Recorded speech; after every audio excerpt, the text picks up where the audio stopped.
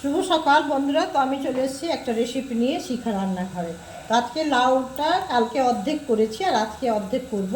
তো ঘন্ট করব, লাউয়ের ঘন্ট করব।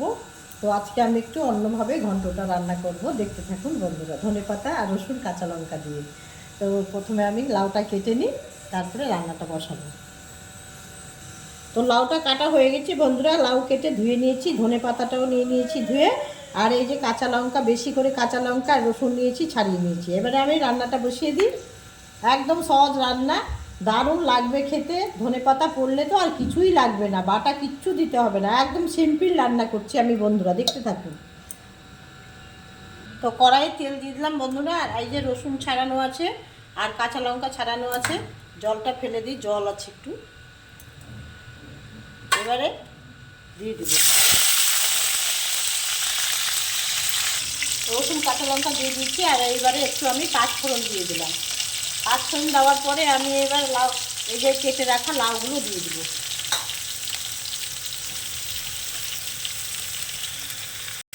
এবারে আমি লবণটা দিয়ে দেবো, কারণ লবণ দিলে নরম হয়ে যাবে আর তার রান্নাটাও তাড়াতাড়ি হয়ে যাবে। লবণ হলুদও দিয়ে দিলাম, একটু নেড়ে নেব।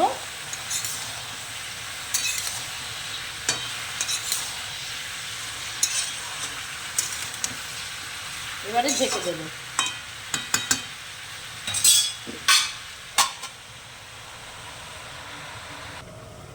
ঢাকনাটা তুলে নিলাম। দেখুন বন্ধুরা, লাউয়ের ঘন্টটা হয়ে এসছে। নামানোর আগে চিনি দিয়ে দিব।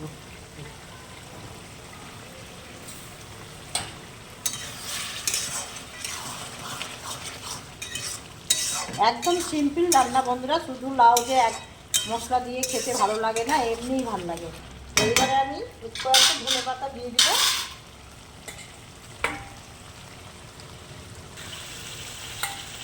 ধনে পাতাগুলো দিয়ে দিলাম।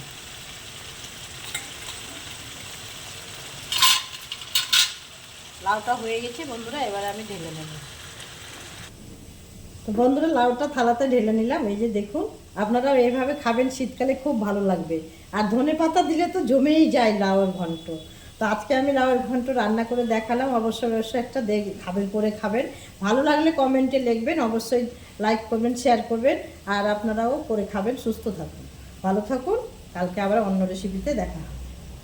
এখানেই আমি ভিডিও শেষ করলাম।